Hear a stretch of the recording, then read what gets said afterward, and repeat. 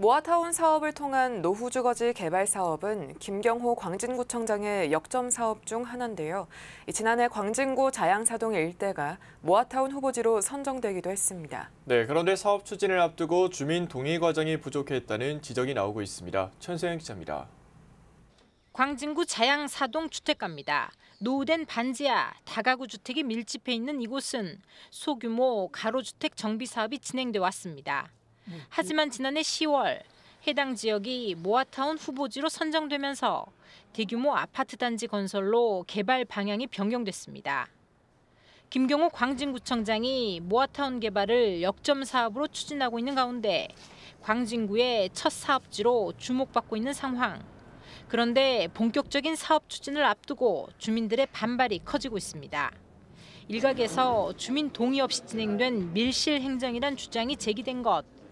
실제로 지금까지 면적과 노후도 등 법적 기준만 충족하면 모아타운 사업에 신청할 수 있었던 만큼 주민 의견 수렴이 충분히 이루어지지 않았다는 지적입니다. 난 자고 나니까 모아주택이 선정이 됐다는 거예요. 세상에 이거 민주국가에서 이렇게 엉터리 같은 법이 어디 있습니까? 주민들의 충분한 의견 수렴을 해가지고 모아타운을 해가지고 아파트를 지으면 어떻게 되냐, 동의를 얻어가지고 10% 동의를 얻어서 이렇게 해야 되는 것이지. 또 사업 대상지는 전통시장과 양꼬치거리 등 상권과 맞닿아 있는 곳. 모아타운 개발로 인해 상권 붕괴를 우려하는 목소리도 높아지고 있습니다. 대상지 남쪽에 위치한 영동교 시장과 노름산 골목시장은 1970년대 초 시장이 형성되어 광진구의 특산품을 파는 곳으로 유명합니다. 그 지역에 살고 있는 원주민들과 상인분들의 생계에 대한 부분은 우리가 심사숙고해서 결정을 해야 된다고 생각합니다.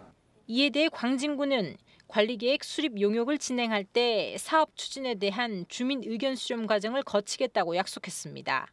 또 상권 활성화 방안도 마련하겠다는 입장입니다.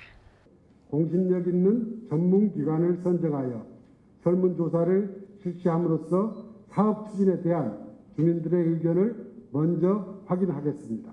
아울러 모아타운 사업 추진으로 대상지에 포함된 상권에 피해가 가지 않도록 적극적인 지원 방안, 또 상권 활성화 방안도 함께 마련하겠습니다. 한편 서울시도 주민 의견 수렴 과정의 문제점을 인식하고 올해부터는 모아타운 공모 시 주민 30% 이상의 동의를 받도록 규정을 바꾼 상태입니다. 딜라이브 뉴스 천서입니다.